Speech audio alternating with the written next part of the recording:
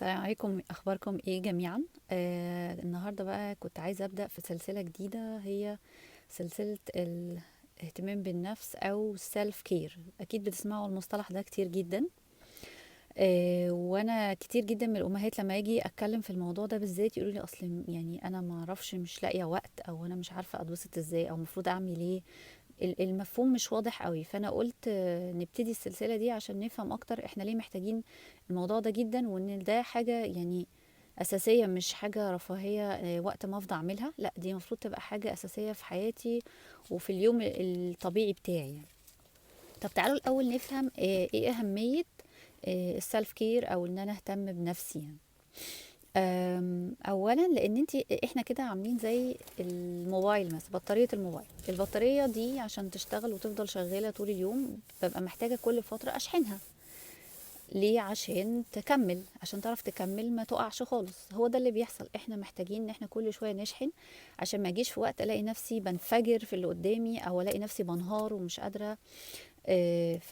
فدي أول أهمية، إن إحنا نشحن، إن إحنا محتاجين نجدد الطاقة تاني عشان أعرف أكمل وأدي بقية، يعني أدي نفسي وأدي أفراد الأسرة اللي أنا مسؤولة عنهم، أو حتى اللي حواليا سواء في الشغل، أو عشان ما أقصرش في حاجة.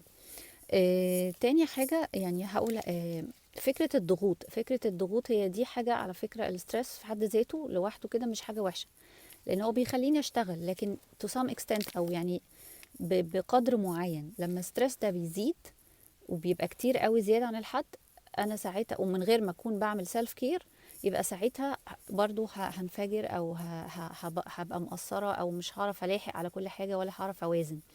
عشان كده برضو يبقى دي تاني حاجة، ان انا بقلل شوية من الضغوط، او بفصل حتى من الضغوط ما بينها وبين بعضها. طيب ايه كمان؟ دايما كده تلاقيه ايه، لما تلاقيني مش مهتمه شويه بمشاعري، من ضمن السيلف كير اللي هنتكلم فيه ان شاء الله في السلسله، حته ازاي اهندل الايموشنز بتاعتي، او اتعامل مع المشاعر بتاعتي السلبيه.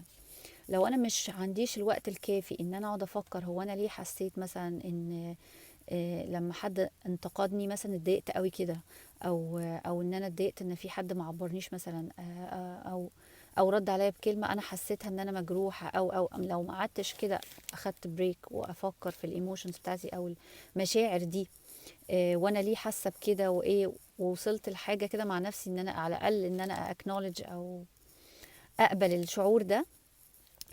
المشاعر دي بتتراكم، وفي الاخر بتلاقيني بقى بتصرف، لان المشاعر بتبقى مسؤولة بعد كده عن الافكار، والافكار بتبقى مسؤولة عن التصرفات. فهي سايكل كده، لو انا ما وقفتش وهندلت المشاعر بتاعتي بطريقة مظبوطة، هتلاقيني الافكار السلبية بدأت تزيد، وبالتالي هتلاقي تصرفاتي مش مظبوطة، او مش هي اللي انا عايزاها. يعني ببقى مستغربة انا بعمل كده ليه.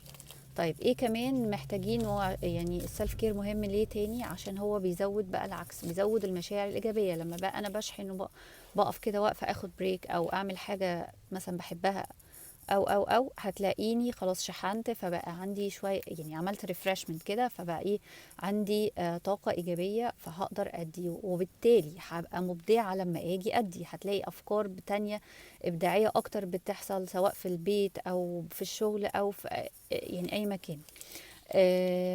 وكمان هتلاقيها بجوده احسن، لان احنا دايما بنقعد نشتكي، او انا ببقى عندي احساس بتأنيب الضمير ان انا مقصره في ده وده وده وده.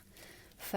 فبالعكس، لما بتدي نفسك بريك وتعملي انت حاجة بتحبيها، او انت بتحبها، هتلاقي نفسك بتدي بجودة اعلى.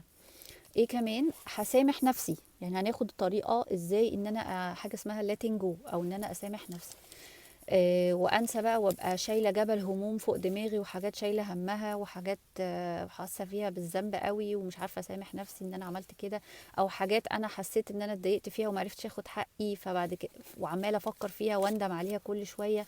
كل ده هنعرف ازاي ايه هنتعامل معاه ان شاء الله. ايه كمان؟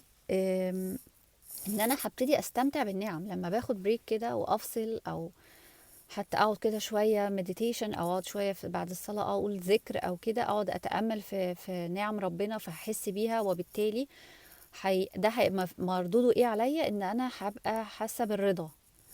شعور الرضا ده لوحده هو كافي ان هو يسعدك او يسعدك، فبرضو هيوصلنا لسيلف ساتسفاكشن، وهبقى حاسه ان انا راضيه. كل دي اسباب تخليني لا اخلي السيلف كير دي حاجه اساسيه في حياتي. اول حاجه هبداها مع يعني ممكن كده نشاط نعمله كده سريعا، ان عايزاكم تفكروا في 10 حاجات بتخليكوا مبسوطين او خليكوا تبتسموا او هتخليك تحس بالسعاده. لو جبنا ورقه كده وقعدنا نكتب 10 حاجات، والمره الجايه هقول لكم نعمل ايه ان شاء الله. شكرا جزيلا، اشوفكم المره الجايه. سلام.